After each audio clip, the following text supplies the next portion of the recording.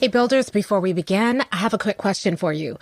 Are we connected on social media? The reason I'm asking is because as much as I love giving you the podcast episode every single week, I'd love to take our relationship deeper. So if we're not connected on social media, let's connect. I'm on LinkedIn at Robyn_MindSteps. I'm on Twitter at Robyn_MindSteps. I'm on Facebook at Robyn Jackson. Please, let's connect so we can keep the conversation going. Now, on with the show. You're listening to the School Leadership Reimagined podcast, episode 261. How do builders like us make a dramatic difference in the lives of our students in spite of all the obstacles we face? How do you keep your vision for your school from being held hostage by resistant teachers, uncooperative parents, ridiculous district policies, or a lack of time, money, or resources? If you're facing those challenges right now, here is where you'll find the answers, strategies, and actionable tips you need to overcome any obstacle you face. You don't have to wait to make a difference in the lives of the people you serve. You can turn your school into a success story right now with the people and resources you already have. Let's get started.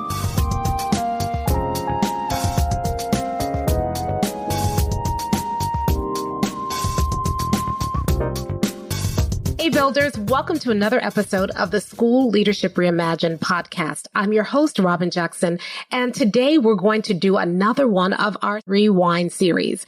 While we're on hiatus, we thought it would be really cool to go back into our archives and pull some of our favorite episodes and replay them. And there's some things that are really relevant right now. So I've been going through the archive. I've been handpicking. Today we're going to be revisiting episode 38, which is all about how to conduct student focus groups. I still believe that student focus groups are one of the most powerful tools that you have in your buildership arsenal.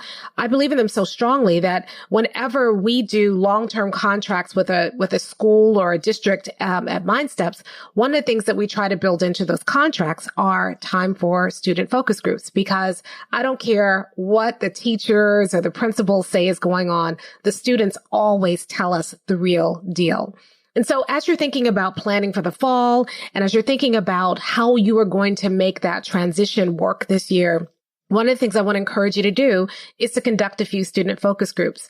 If you have access to students over the summer, then I would urge you to conduct a student focus group over the summer and use that information to inform your SIP planning, to inform your reopening plans. I think that one of the things that we kind of ignore, and it's really unfortunate, is we ignore the voices of our students. I was leading a workshop the other day and someone asked a really tough question about something that they were considering in their school and whether or not it should work. And without knowing a whole bunch about his school, I said, I really can't answer that because I don't have all the context. But what I can tell you is your students will tell you the real answer to that. And so what you need to do is have a student focus group and talk to your students and they will tell you what's going on. He was talking about how, why his students were not turning in homework and why they were disengaged with some of the lessons that were happening. And he was asking me to answer that question. I couldn't, but his students can tell him.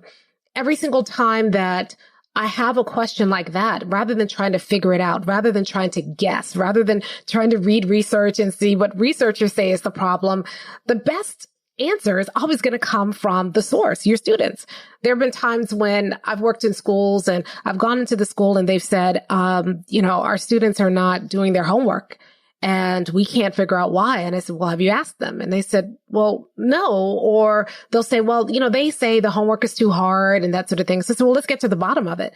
We do a focus group with the students and the students tell us the answer. And in one case, the answer was really straightforward. The students said they didn't do their homework because the textbook that they had to use to do their homework was too heavy in their backpacks. And many of these students were using public transportation to get back and forth to school. And they just didn't want to bring the textbook home. And they would rather get a 0 on their homework than lug that textbook back and forth to school.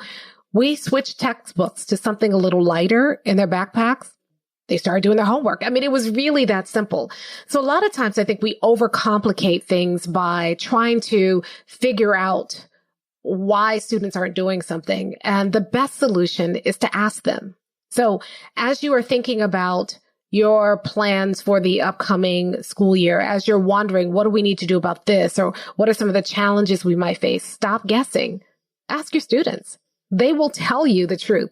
And so in this episode, I walk through the strategy that I use for setting up student focus groups. I share the questions that I ask and talk to you about how we all set it up. And you have it there so that you can start implementing it right away. All right. Now let's learn about student focus groups. Hey builders, welcome to another episode of the School Leadership Reimagined podcast. I'm your host, Robyn Jackson, and today we are going to talk about something that you have been asking me to cover for quite some time, and that's how to conduct student focus groups. Now, I have to admit to you, student focus groups are one of my ninja strategies. I've been doing student focus groups for the last 20 years. I started doing it when I was a school administrator, a brand new school administrator, and I missed the kids. I came straight from the classroom into school administration, and I missed being around the kids. And so frankly, student focus groups was a pretty selfish way for me to spend some time with my students and see what was going on in their lives, check in with them, and also to get them to give me some feedback. And I have to tell you, they quickly became not just one of my favorite things to do as a school administrator, but one of the most powerful tools that I had in my administrator toolkit to help me improve my school. In fact, it was so powerful that when I started Mind Steps and left school administration, I built student focus groups into many of our early contracts. My rule was that if I was going to come in and work in your school or in your district, then in order to tell whether or not the training we were providing for teachers was really effective, I needed to talk to the kids. And so anytime anybody engaged us to do any kind of year-long, engagement with their school district, I built into the contract that part of that meant that I would do a student focus group after we did some training with the teachers so that I could see if the kids noticed a difference in the classroom. And let me tell you, it was phenomenal. The kids told me things that, quite frankly, I never would have known. It's funny. Kids will put your business out there, and I love that about them. So I've done focus groups with students from pre-K all the way to grade 12. I need to warn you that focus groups at pre-K, you're not going to get a whole bunch of feedback. In fact, I really recommend that you start doing focus groups with kids around grade 3 or 4 and up.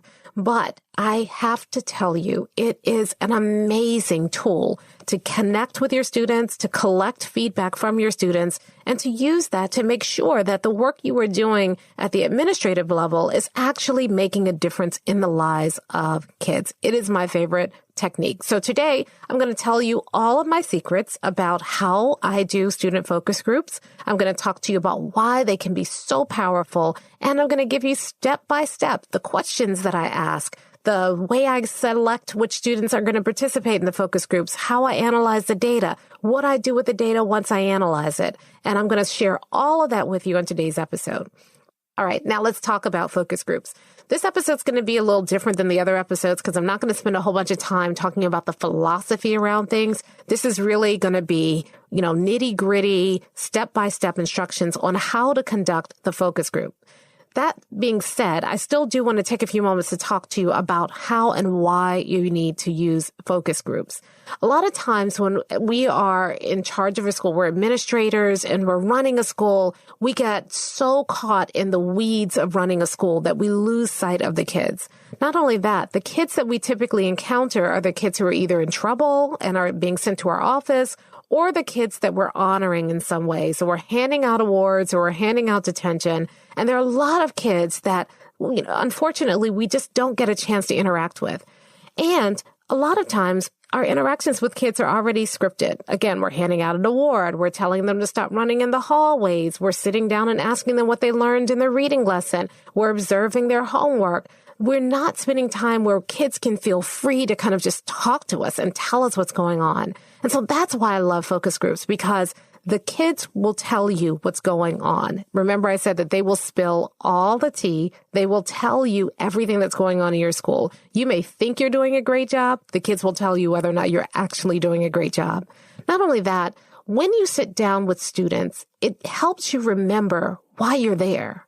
You're not there to raise test scores. You're not there to move numbers. You're not there to secure your building. You are there for the kids.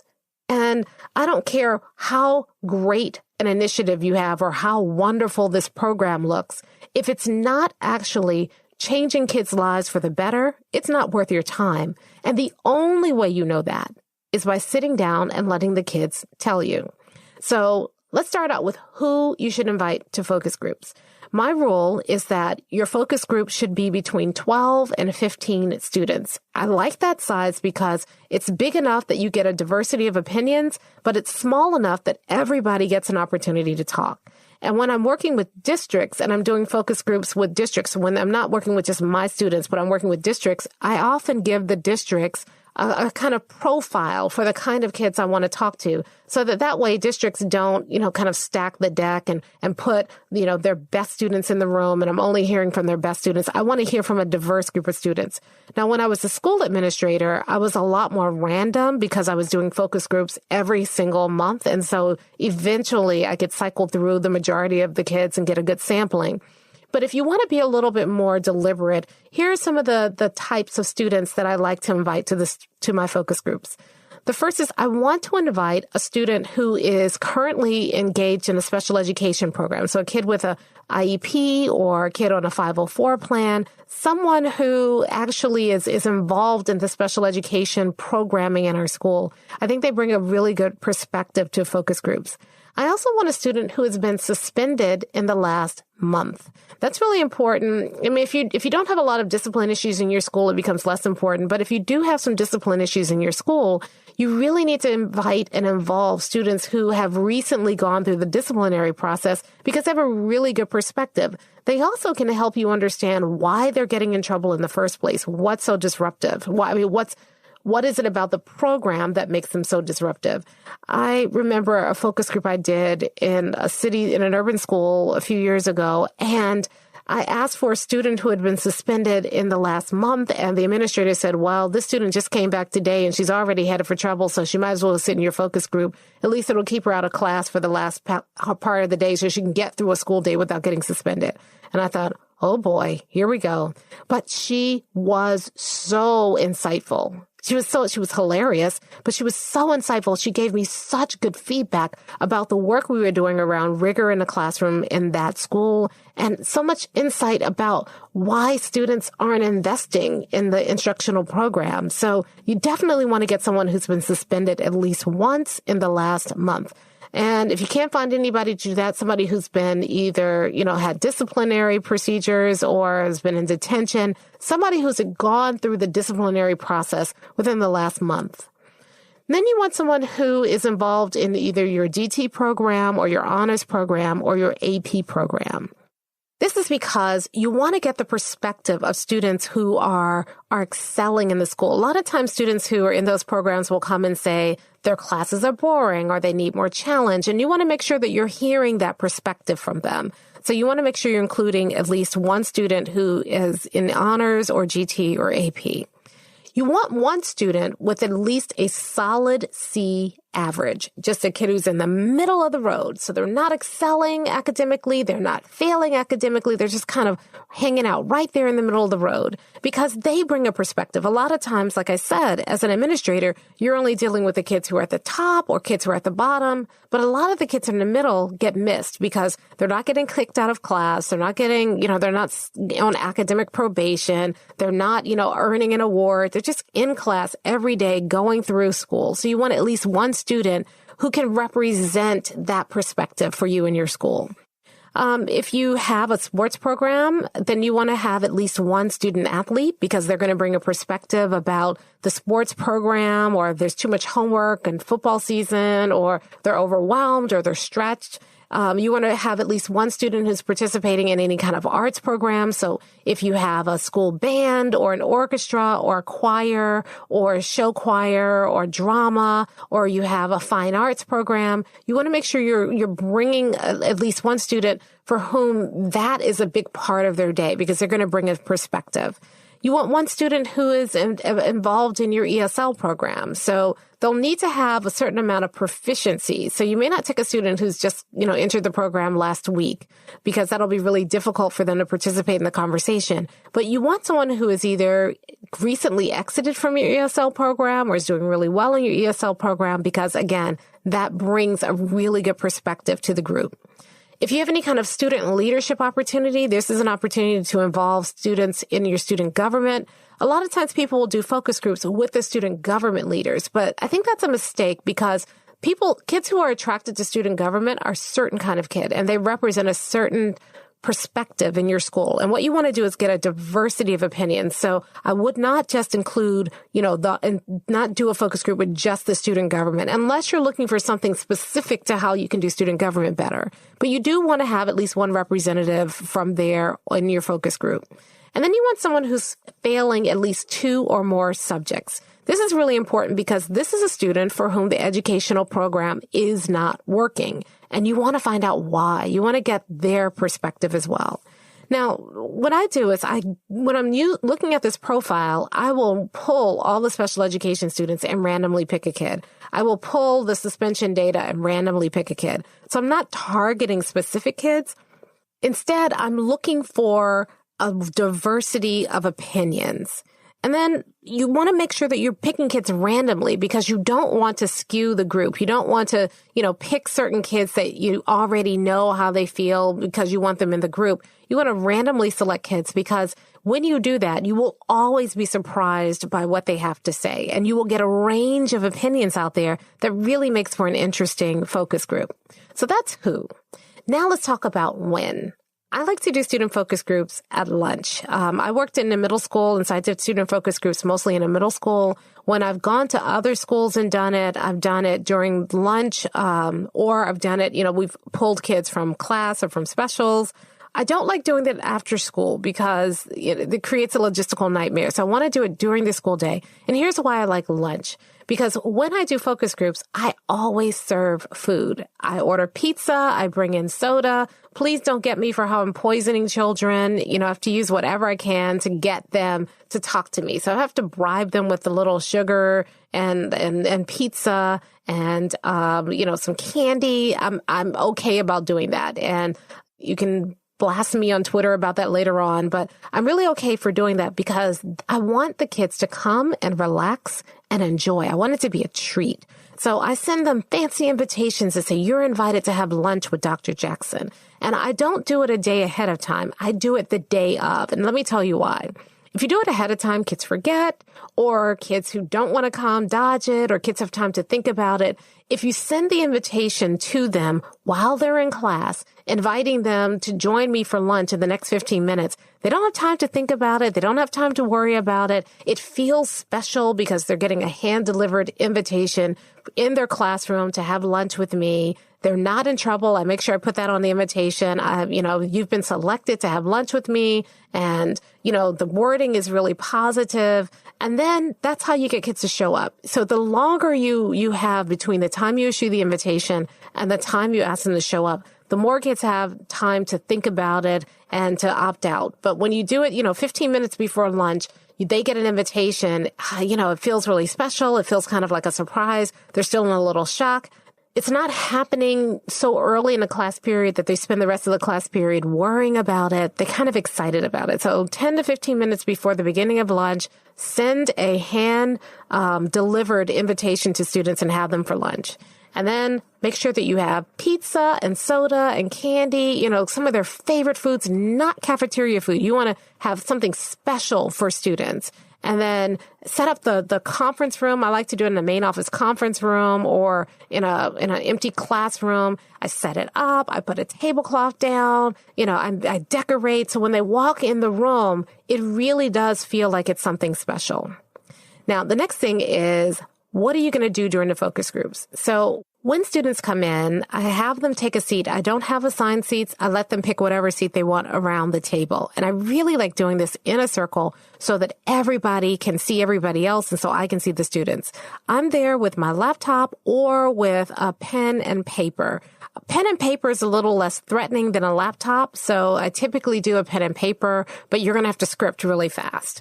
And then sometimes I may invite my secretary in to take notes as well so that I can fully engage with the kids. It just depends. If I'm going to do a district, I don't have a secretary in a district, so I will take notes myself. If I'm doing this in my school, I always ask my secretary to sit in and take notes so that I could fully be engaged with the kids. When the kids walk in, I welcome them. The first thing they want to know is, am I in trouble? And I'm like, absolutely not. I tell them what it is. I say, I just want to hear your opinion, and I'm hoping you'll have lunch with me, and then tell me what you really think about the school. They're a little worried. They sit down. I start feeding them pizza, and they're like, oh, pizza. And I'm like, yeah, great. Have a slice and pour yourself something to drink. Other kids come in and they're like, why am I here? And I explain it to them. Once everybody's in, I close the door, I get everybody's attention, and I say, thank you for coming. I'm so grateful that you chose to have lunch with me. So here are the here's the focus group. I tell them what it is. I'm looking for your opinion about how things are going here at the school. And I only have 3 rules for the focus group. And then I go through my 3 rules. Rule number 1, Vegas rules. What happens in this room stays in this room. So we are not gossiping. We are not tattling. We are simply sharing our experience in the school. Rule number 2, we don't use names. So we don't say Mrs. Potter checks her phone during the class period. What we say instead is, I have a teacher who. And that way, we're not naming teachers and blaming teachers, but we're just collecting information. And rule number 3 is everybody must talk. If you eat my food, you have to share something. You have to speak at least once during the focus group.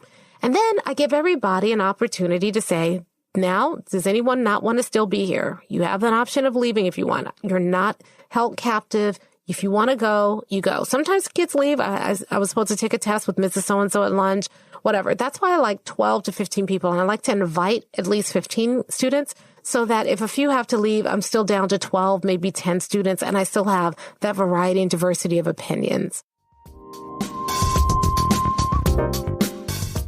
Hey, it's Robyn here. Real quick, I just want to interrupt this episode for just a second, because if you are enjoying what you're hearing, then would you mind sharing this episode with somebody else? So all you need to do is just go to your phone, if you're listening to it on your phone or your podcast player, and then click the 3 dots next to this episode, and it'll give you the option to share the episode. Now, if you do that, 3 things are going to happen. First, the person that you shared with is going to think you're a hero, especially if they're struggling with what we're talking about right now. They're going to love you. Secondly, you're going to feel good because you're going to get the word out about buildership and start building this buildership nation. And third, you will get my eternal gratitude because I really want to get this out to the world, and you'd be helping me out. You'd be doing me a huge favor. So please share this episode with someone right now who's dealing with this same issue, someone you think would really benefit. And now back to the show.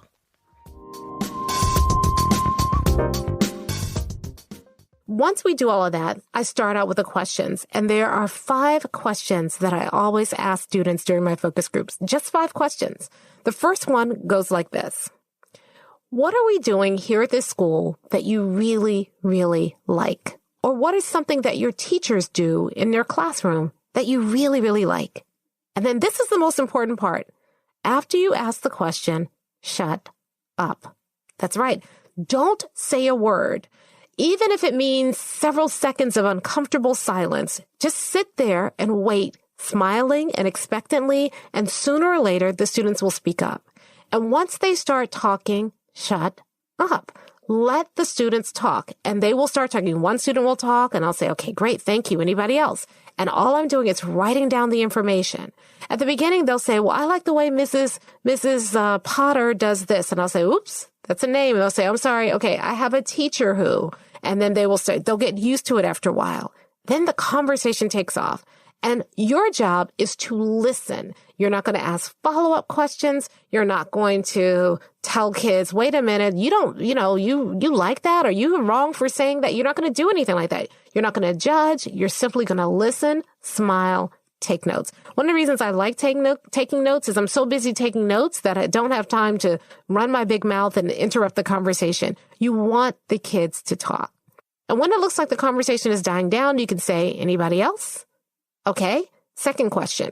And the second question is this. What are we doing that you don't like, even if you know it's for your own good? Or what's something that your teachers do that you don't like, even though you know it's for your own good? Now, there's a real strategy behind this question.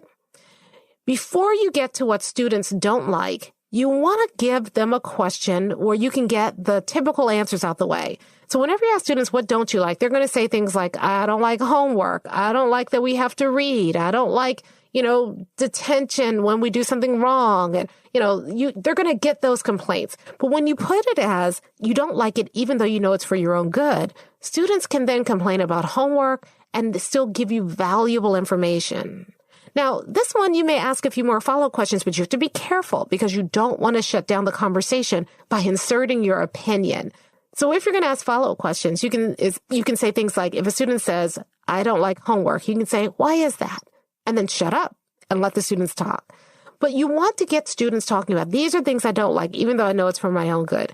What is always surprising to me is after they get through the homework and after they get through tests and all of that, they'll start to say things like, I know that you all don't want us throwing trash in the hallway, but I don't like the way that you get a detention every time we do that because detention, a lot of times I didn't even throw trash, but everybody gets punished for it. And so you'll start to hear about some of the policies that you have in the school that students find unfair, even though they know that what you're trying to do. And so it's really, really valuable. Listen closely for this during this question, because I think you'll get a lot of insight, especially once kids get past the typical answers. Once things die down, ask anything else? Okay, now let's go to question number 3. And question number 3 is, what do you think we should stop doing? Or what would you like for your teachers to stop doing? Now, again, the question is deliberately worded. It's not, what don't you like? Or what's disappointing to you? Or what bothers you? Or what irks you? It's, what do you want us to stop doing? And what that does is it starts helping kids point out, I don't like it when teachers yell at the whole class when it's only one person who's in trouble. I don't like it when the teachers sit on their phones and play on their phones when we're supposed to be doing classwork because they don't see me when I raise my hand to ask a question. These are real answers that I've gotten from students. This is when students start to tell you the real deal. Or students will say, I don't like it when I think you all should stop interrupting class with announcements. As soon as we get started, there's another announcement. You will hear the real truth. Kids will tell you all the things you need to stop doing. And then you can ask them, if you're not understanding something, say, I don't understand. Well, what do you mean by that? Or why that? You can ask those questions, but you have to do it in a non-judgmental way. What you want to do mostly is to shut up. Don't interrupt students when they're talking to you. Take notes, because kids, I promise you, once they get going, and the nice thing about it is once one kid says something, another student will say something, and then another one will say something, and they'll feed off of each other, and you get a really clear picture of what's working and not working for students in your school. Now, after you've done that for a while, again, is there anything else? Okay. And then you're going to go to the 4th question. And the 4th question is, what advice would you give your teachers, or would you give me, about how we can make schoolwork better for you? Again, the question is worded very deliberately. It's not, how can we make school better for you? It's, what advice? Because when you ask people for their advice, they're more likely to give it than if you just ask them for something where it feels like it's going to be a right or wrong answer. What should we be doing? You want to get asked specifically for their advice. It puts people in a helpful mood. Students start to, say, well, you guys are doing a pretty good job already, but if I had to give you some advice, and it's so cute, and then they start giving you advice, and their advice is always so good. Listen to their advice. And the fact that you're asking for their advice makes them feel important, makes them feel like you're really listening to them, that you're really going to take into account what they're saying. So listen to that. And then once things die down, you can say, is there anything else? Okay, last question. What questions do you have of me? I love this part because now the students can say, why do we have a policy with this? What happened last week when the police were here at the school? I hear that you all are going to be, so the kids start talking about the rumors that they're hearing. And because they are now loose, because you've been listening to them for the last 20 to 30 minutes, now they feel free to ask you the questions, and there is power in their questions. Why is it that I get an F? If I fail a quiz, I can't retake it? Or why can I only retake a quiz if I fail it? Now you start to see discrepancies in your school policies and how it's affecting students. I love this part because a lot of times kids ask really great questions. And sometimes, and here's the thing, this is the part where you can answer their questions and you want to answer them honestly and transparently. So I've been in situations where kids will ask me really tough questions and I'll say, that is a good question, but it's a tough question. And here's why. And then I'll answer them. And you can see on their faces, when you answer honestly and transparently, you can see on their faces, they begin to trust you. They begin to relax. They begin to say, that makes sense. Never once have I gotten a student who's just ready to argue with me, or argue me down when I'm answering the question. They're listening because I listened to them first. So those are the 5 questions. I'll go through them one more time. What are we doing, or what are your teachers doing right now that you really, really like? What are we doing, or what are your teachers doing that you don't like, even if you know it's for your own good? What should we stop doing? What advice would you give us? And then what questions do you have? Once you're done, you thank the students for being there, tell them to take the extra pizza and soda and candy with them, and you dismiss them. The whole thing should take about 20 to 30 minutes, maybe 35, 40 minutes if it's going really well, but that's it. And then now the hard part comes, because now you're going to go back and you're going to go through your notes. The first thing I like to do is, if I've handwritten the notes, is I actually type all the notes and I try to start putting them in categories. So I type the notes, the answers for each question, or if you've been typing, and I'll be honest with you, I don't really like to sit and type while the kids are talking to me. It feels very clinical. I don't mind writing notes down but I want to kind of have as much eye contact with them as possible. And when you're formatting the computer, it's really hard to do. So I don't really like typing while they are talking. So what I like to do is take everything, type it all up. And as I'm typing up my handwritten notes, I'm also processing what the students are saying. And you will start to notice trends. You will start to notice things that come up over and over and over again. I've done this in the past, and kids have told me things like, I love the new format that the teachers are using to test us because they give us opportunities to redeem ourselves if we don't know the information the first time. Or kids will say things like, our books are too heavy. That's why we don't take them home. If we had lighter books, we would take them home, but I have to catch a public bus. I live all the way across town, and I don't want to lug that heavy book home every night. Well, that's good. So now I know I need to change the textbook. And that's exactly what we did at that school. I've had students say things like, you know what? Their teachers are not planning. The kids would say things, we know they're phoning it in. They have not planned the night before, and we can tell. Or teachers are spending too much time on their cell phones. And I hear that from more than one student. They're always on their phones. And so they're not up front teaching, but they get up as soon as we walk in the classroom. The kids are saying they're faking. Whatever it is, the kids will tell you the truth, and you will start to see trends in the data. So once I've typed up the data, then I start looking for trends or patterns, and I pick the big trends or patterns, and I summarize them. And then here's the really powerful part. At my next staff meeting, if I have monthly staff meeting, I do monthly student focus groups. At my next staff meeting, I'm sharing the results of the student focus groups. So I get up in front of the staff and I say, hey, here are the results of the student focus groups for this month. And I give them the summary things. The students are saying that we're not planning and that they can tell. So we really want to focus on that. The students are saying we're spending a lot of time on our phones instead of teaching. I know it's not everybody because it's a sample, but we need to talk about that. The students are saying they really love the new reteaching and reassessment process that we're using. So that's good. That's good feedback. We need to keep it up. We need to bolster it and make it stronger. The students are saying, they're asking us why we have this particular rule. And I didn't have a good answer for them. So we need to talk about that. And let's come up with a better rule. And so we talk to the staff about the student feedback. And here's the most powerful part. I'm not getting in front of them griping about what they are or not doing. I'm simply sharing with them what the student said. And you would be amazed at the discussion. Now, I'll be honest with you. The first time I did this and shared it with the staff, they were pretty defensive. They were saying like, well, what students were in your focus group and why are it? And I said, wait, whoa, we are not doing any of that. I have simply collected this data and I'm sharing with you what the students share with me. It was a random group of students. I do this every single month. People want to dismiss the data. They want to tell you why it's wrong. They want to tell, no, we're not doing any of that. This is what the kids are saying. And what are we going to do about it? Because ultimately we are accountable to them. And then after that, we get to work. And then the students start to see the change. What happens is if the students know you're doing focus groups, I remember one time a student said, hey, when am I going to get invited to have lunch with you? And I said, well, why do we need to wait for lunch? What do you need to say? And students feel comfortable. They start coming to me one-on-one and giving me feedback. Kids who were in my focus group, now when I see them in the halls, they're waving at me. They're talking to me. They're coming up and they're saying, hey, I saw how you changed that rule. Good job. Thanks for doing that. And so you start to have these relationships with kids that are meaningful and powerful. They start telling other students about how cool you are and how nice you are. And their parents call and say, hey, my son said you had lunch with him today. I really appreciate it. He's so shy. Nobody ever notices him. Thank you for spending some time with him.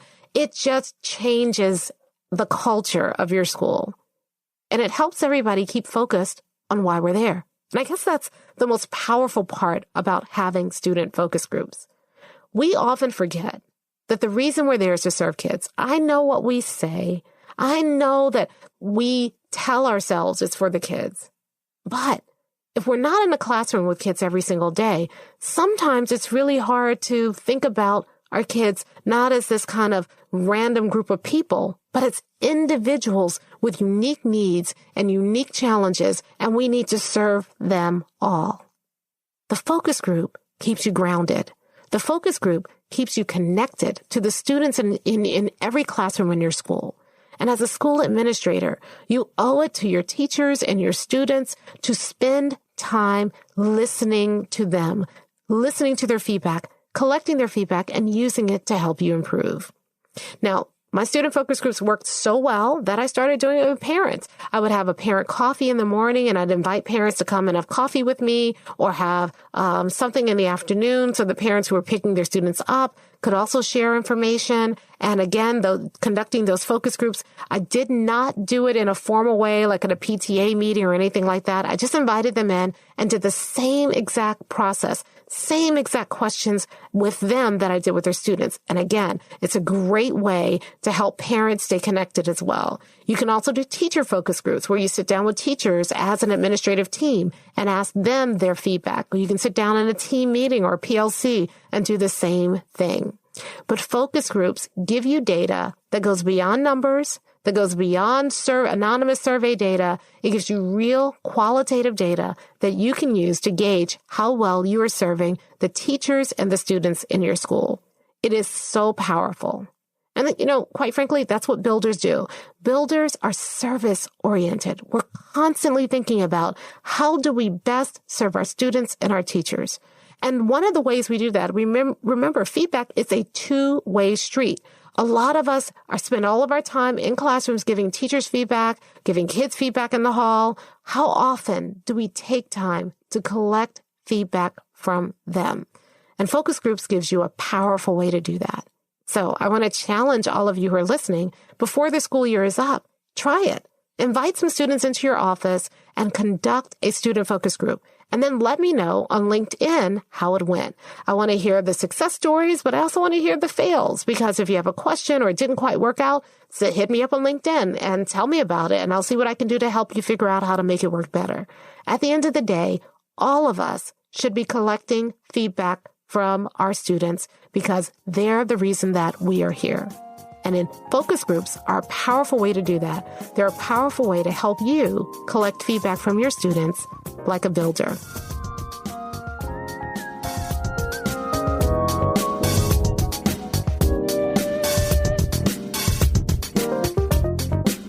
Hey, if you're ready to get started being a builder right away, then I want to invite you to join us at Buildership University. It's our exclusive online community for builders just like you, where you'll be able to get the exact training that you need to turn your school into a success story right now with the people and resources you already have. Inside, you'll find our best online courses, live trainings with me, tons of resources, templates, and exemplars, and monthly live office hours with me, where you can ask me anything and get my help on whatever challenge you're facing right now. If you're tired of hitting obstacle after obstacle and you're sick of tiny little incremental gains each year, if you're ready to make a dramatic difference in your school right now, then you need to join Buildership University. Just go to buildershipuniversity.com and get started writing your school success story today. Hey, it's Robyn here, and I want to thank you for listening to today's episode. Now, if you have a question about today's episode, or you just want to keep the conversation going, did you know that we had a School Leadership Reimagined Facebook group? All you need to do is go to Facebook, join the School Leadership Reimagined Facebook group. Now, there are going to be a couple of questions that we ask at the beginning because we want to protect this group and make sure that we don't have any trolls come in and that it really is for people who are principals, assistant principals, district administrators. So make sure you answer those questions or you won't get in. But then we can keep the conversation going. Plus, we do a lot of great bonus content. I'm in there every single weekday. So if you have a question or comment about the episode, let's continue the conversation. Join us at the School Leadership Reimagined Facebook group. And I'll talk to you next time.